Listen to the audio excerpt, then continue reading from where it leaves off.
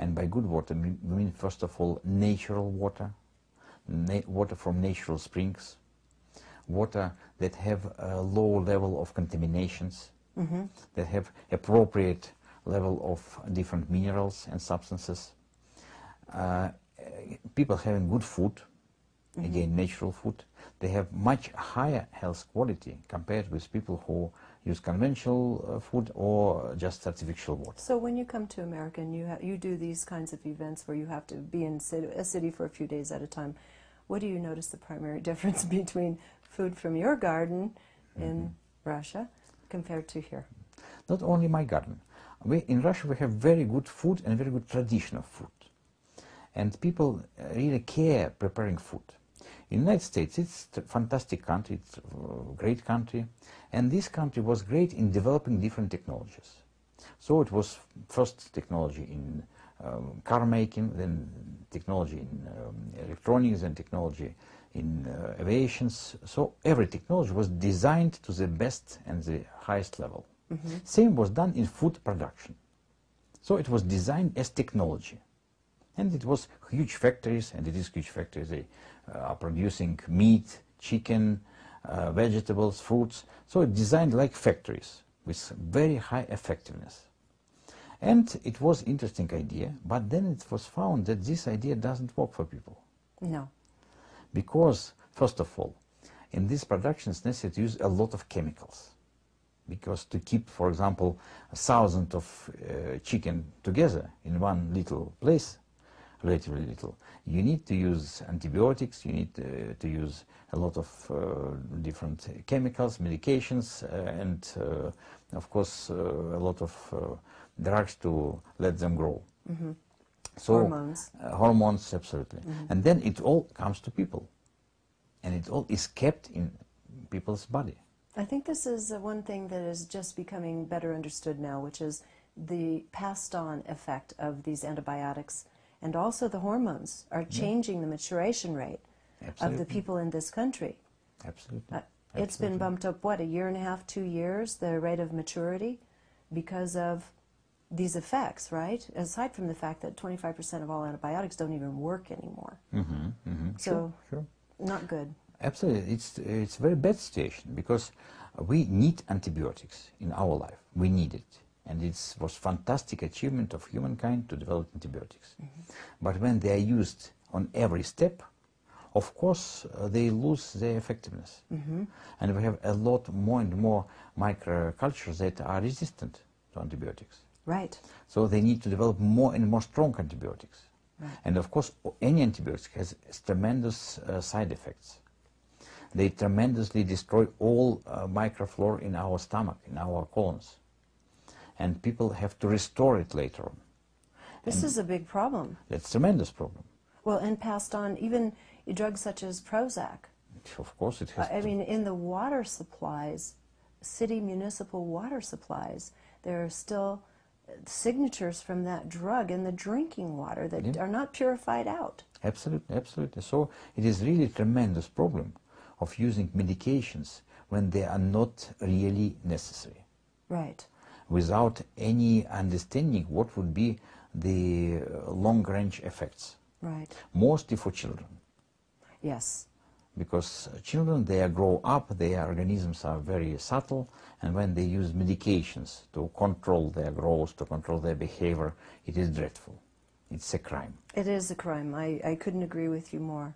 And the lack of education, because this is the way. This is how we are educated, that these foods, this mass culture of these factory foods are the culture. It's counterculture to find sources that are organic until now. Now it's becoming more popular. Some movie stars have gotten on board. It kind of takes a movie star to make something popular. Yes. And you see, the example of United States, really it is a bad example for all the world. Yeah. Because it's the most rich country in the world, it's the most developed country in the world, country where you can find everything if you want. But in the country where the health of the population is quite bad. No, we're starving to death for real nutrients. As we Yes. get fatter and fatter, we are starving to death. Absolutely, absolutely, absolutely. And so this goes with our... I'd like to go back to water for just a moment. You were talking about natural spring water, which of course very few, a very small percentage of the population would actually have access to. But what about some of the technologies, Patrick Flanagan's work and others, where they use elements, megahydrin and such, that structures water? Are these beneficial if you're trying to restore some energy to the water? Tremendous beneficial. Okay. And of course, you're correct that to use spring natural water, it's difficult. But anyway, you can find it in stores. Yes. You can find on one shelf, it will be good water prepared with good minerals. And understand that it's distilled and then some minerals added. So it is absolutely dead water. Dead water. And then you can find practically the same price water from natural springs. And I've heard you, but I heard you also mention the fact that water, the movement of water, is what helps structure water. So in some cultures, they actually observe a practice of pouring. Yes, the pouring absolutely. of the water before drinking is very important. Can you talk about that from a scientific viewpoint? These are not just old wives' tales. Yeah, so when we apply strong movement to water, we dissolve water molecules. Yes. And they create active radicals. Those radicals, they exist for billions fractions of a second. But it's enough to combine different structure in water. And most of the structure comes due to some minerals that are kept in water, because practically pure water doesn't exist at all. It's just mathematical model. So we all have some impurities in water, but it's normal. And then they create clusters around those atoms and molecules. And these clusters, they have a structure of a particular mineral or particular crystal, so they make water crystallized. And after this, water is much more structured. And why is it important to have structured water? Because our blood, it is a structured liquid. Our inner liquids in our stomach, it's all structured liquids. It's very easy to show. Please put a drop of blood on the glass, and you will see in several seconds it will be structured. Because, and even if you dilute it, you will see some structure. Now, distilled water, though, you take water and you distill it, no structure? No structure, absolutely. No structure. Because it is absolutely chaotic process. Yes. So, the devices that structure water, they are very useful, but we need to take into account two topics. First of all, water should be pure. It shouldn't contain negative contaminations. Arsenic, chlorine. Arsenic, chlorine, then iron, then mercury.